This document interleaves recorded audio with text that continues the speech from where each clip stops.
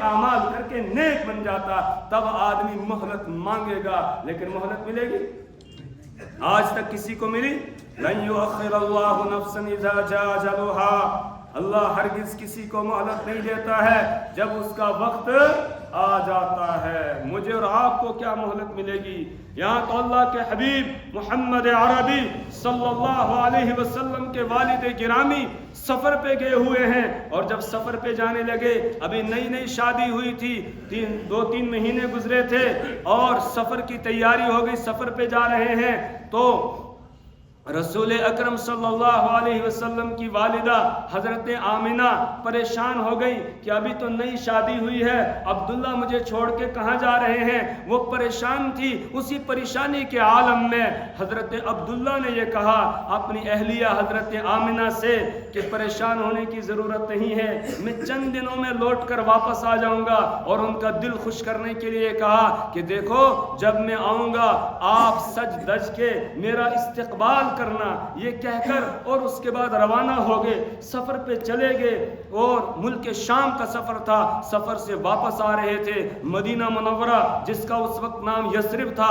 یہاں پہنچنے کے بعد صحت خراب ہو گئی، اور اتنی خراب ہو گئی کہ اب آگے سفر کی اجازت صحت نہیں دے رہی ہے۔ قافلے والوں نے چند دن انتظار کیا، اس کے بعد قافلہ چل پڑا، حضرت عبداللہ کو وہیں چھوڑ دیا، قافلہ مکہ المکرمہ پہنچ جاتا ہے، اور اس وقت کوئی وہ دف وغیرہ بجایا جاتا تھا، وہ بجایا گیا، لوگوں کو پتہ چل گیا ہاں قافلہ آ گیا ہے، عورتوں نے گھروں کی صفائی ستھرائی کر لی، تیاری کر لی، اور ہر ایک اپنے شوہر کا استقبال کرنے کے لیے تیار ہو گئی۔ حضرت آمنہ انہوں نے بھی وعدے کے مطابق اپنے آپ کو سجایا، اور گھر کے اوپر والی جو منزل تھی اس میں چڑھ گئی، اور دروازے کے جو 2 تختوں کے بیچ میں درار ہوتی ہے اس سے دیکھ رہی ہیں حضرت عبداللہ کا راستہ کہ ابھی میرے شوہر یہاں سے آئیں گے، میں نیچے اتر کے ان کا استقبال کروں گی۔ وہ دیکھتی رہی، سارے لوگ اپنے گھروں میں چلے گئے، پریشان ہو کر نیچے آئی، اور آ کر اپنے والد سسر سے یہ کہا، خواجہ عبد المطلب سے، کہ سارے لوگ تو اپنے گھروں میں چلے گئے ہیں، عبداللہ نہیں آئے ہیں، ذرا پوچھیں کیوں وہ نہیں آئے ہیں۔ وہ گئے، جا کر قافلے والوں سے پوچھا، انہوں نے کہا ان کی صحت خراب ہو گئی، وہ یثرب کے اندر ہی ہیں۔ تو انہوں نے اپنے بڑے بیٹے حارث کو بھیجا کہ جاؤ اور جا کر عبداللہ کو ساتھ لے کر آؤ۔ جب حارث یثرب پہنچے، مدینہ منورہ پہنچے، تو اس وقت ان کو دفن کر دیا گیا تھا، وہیں انتقال ہو گیا۔ رسول پاک صلی اللہ علیہ وسلم کے والد کو اتنا موقع نہیں دیا گیا کہ وہ مکہ تک اپنے گھر پہنچ سکیں، اتنا موقع نہیں دیا گیا۔ تو مجھے اور آپ کو ملے گا؟ ہیں جی، کسی کو ملے گا؟ نہیں ملے گا۔ اس سے آگے بڑھ جائیے، رسول پاک صلی اللہ علیہ وسلم کی عمر مبارک 6 برس کی ہو جاتی ہے۔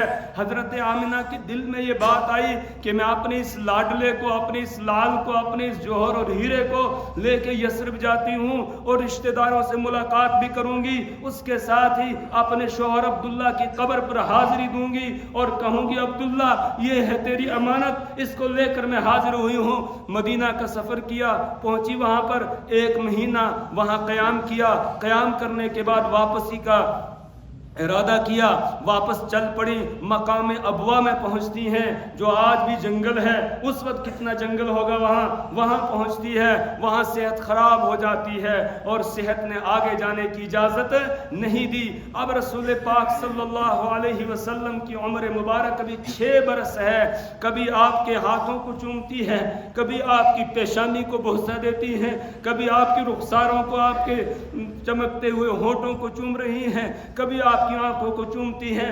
بس اسی دوران اللہ تبارک و تعالی رسول پاک صلی اللہ علیہ وسلم کی والدہ کو اپنے پاس بلا لیتے ہیں، ان کی روح قبض ہو جاتی ہے اور وہ چلی جاتی ہیں۔ اتنا موقع رسول پاک صلی اللہ علیہ وسلم کی والدہ کو نہیں دیا گیا کہ وہ گھر تک پہنچ سکے، نہیں، وقت آ گیا، لن یؤخر اللہ نفسا اذا جاء اجلها، جب کسی کا وقت آ جاتا ہے اس کے بعد پھر اس کو ذرا مہلت نہیں دی جاتی ہے۔ تو میرے ایمانی بھائیوں، ہمیں مہلت ملے گی؟ ملے گی؟ نہیں ملے گی. معلوم نہیں کس کی زندگی کا آخری رمضان ہو.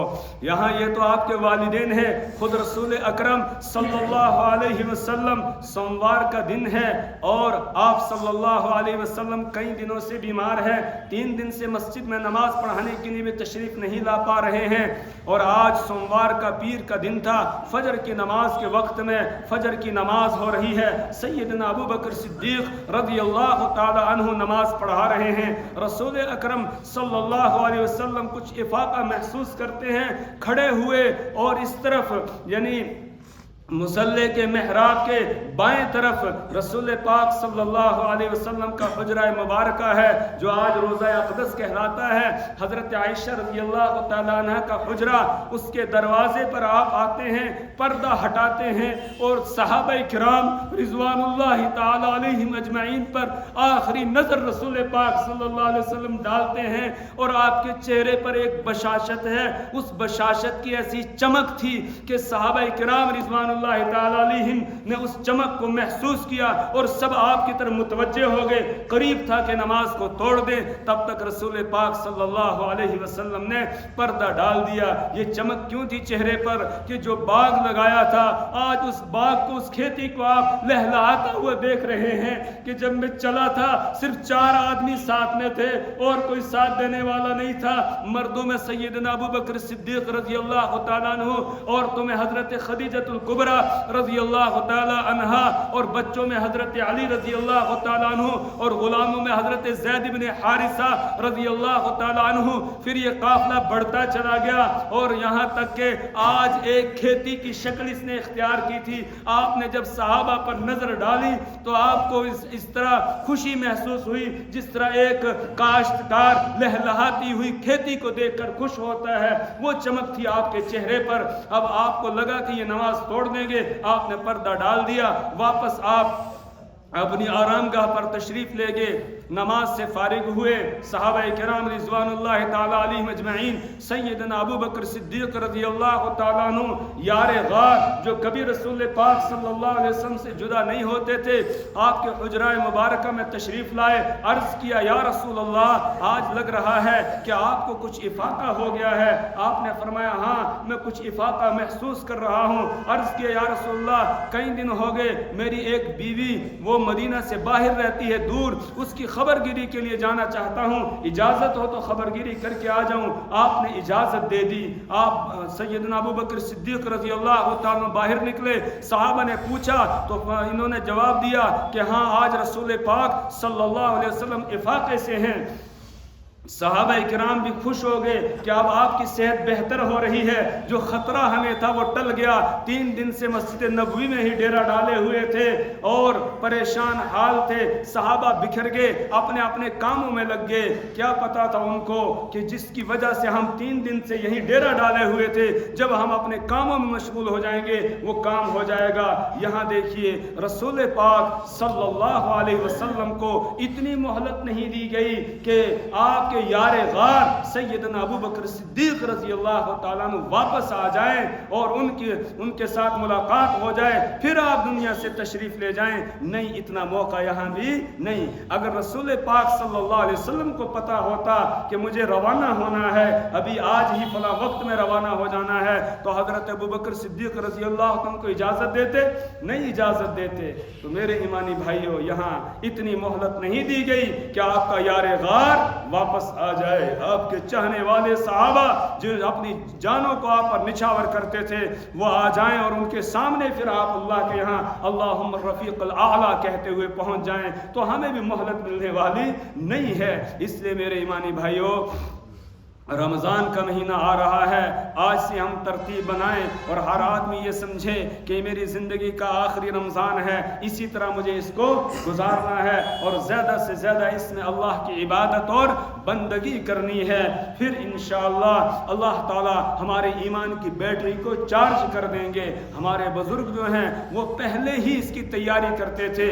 روایات میں ہے صحابہ کرام رضوان اللہ تعالی علیہم اجمعین رمضان کے آنے سے 6 6 مہینے پہلے ہی دعائیں کرنا شروع کر دیتے تھے، اللہ ہمیں رمضان عطا کر، اللہ ہمیں رمضان عطا کر۔ اور جب رمضان آ جاتا خوب اللہ کی عبادت کرتے، پھر اس کے بعد جو ہے 6 مہینے تک دعائیں کرتے رہتے، اللہ جو رمضان میں آپ نے ہمیں عبادت کی توفیق دی تھی اس کو قبول فرما لیجئے، قبولیت کی دعائیں کیا کرتے تھے۔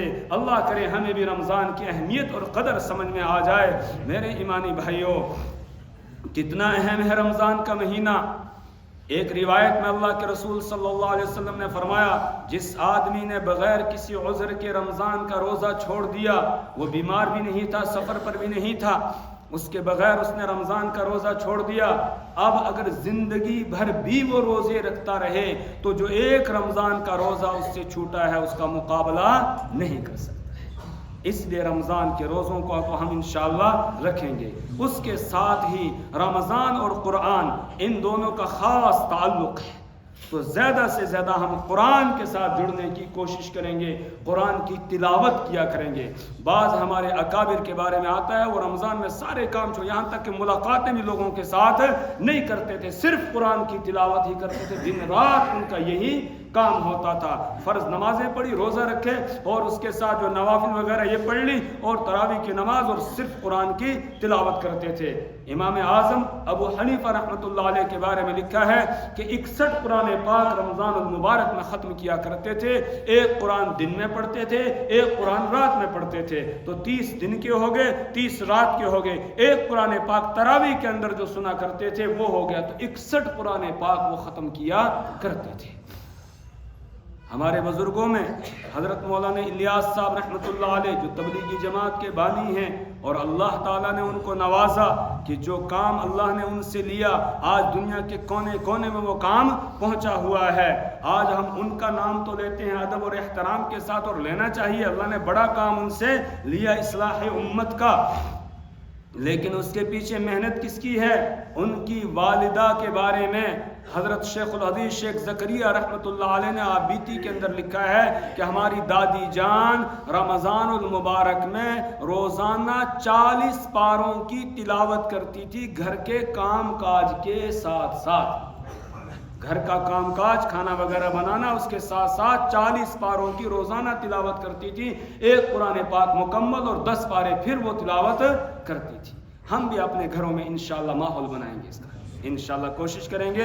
رمضان المبارک کیا ٹائم ہو گیا؟ وہ گھڑی 1:22 ہو گئی، گھڑی 5 منٹ پیچھے ہو گئی، تو کوشش کریں گے ہم انشاءاللہ رمضان میں ترتیب بنائیں گے۔ اس کے لیے سب سے اہم کام یہ کرنا ہے ہمیں کہ اپنے گھر میں ہم یہ فضائل اعمال جو کتاب ہے اس کو لے لیں گے، اور گھر میں جو رمضان کا چیپٹر اس میں ہے اس کو روزانہ سب گھر والوں کو جمع کر کے انشاءاللہ سنائیں گے، بچوں کو بھی ساتھ میں بٹھائیں گے تاکہ ان کو بھی پتہ چلے کہ رمضان کوئی چیز ہے، رمضان کی اہمیت سامنے آئے گی انشاءاللہ۔ کوشش کریں گے اس کی انشاءاللہ، اور زیادہ سے زیادہ عبادت کی کوشش کریں گے، تراویح کی پابندی کریں گے، قرآن کی تلاوت کی پابندی، ذکر و اذکار کی پابندی کریں گے انشاءاللہ۔ جو وقت ملے گا اپنے وقت کو ضائع نہیں کرنا ہے، جس کو ہم کہتے ہیں نا وقت پاس کر رہے ہیں، ہمارا وقت پاس، وہ پاس نہیں کر رہے ہوتے بلکہ وہ فیل ہو رہا ہوتا ہے۔ وقت پاس ہوگا قرآن کی تلاوت سے، وقت پاس ہوگا ذکر و اذکار سے، وقت پاس ہوگا نوافل کی پابندی سے، انشاءاللہ یہ کام ہم کریں گے انشاءاللہ رمضان میں۔ نماز جمعہ کے بعد آج ہمارے محترم یوسف صاحب، یوسف پرے صاحب، ان کے فرزند محمد تحسین، ان کا نکاح ہے۔ آپ حضرات سے درخواست ہے کہ یہ مبارک مجلس ہے تو انشاءاللہ نماز جمعہ کے بعد سنن نوافل سے فارغ ہونے کے بعد تشریف رکھیں گے، اور اس میں انشاءاللہ نکاح کی سنت ادا کی جائے گی۔ برکت والی مجلس سے دعا ہوگی۔ اللہ دعا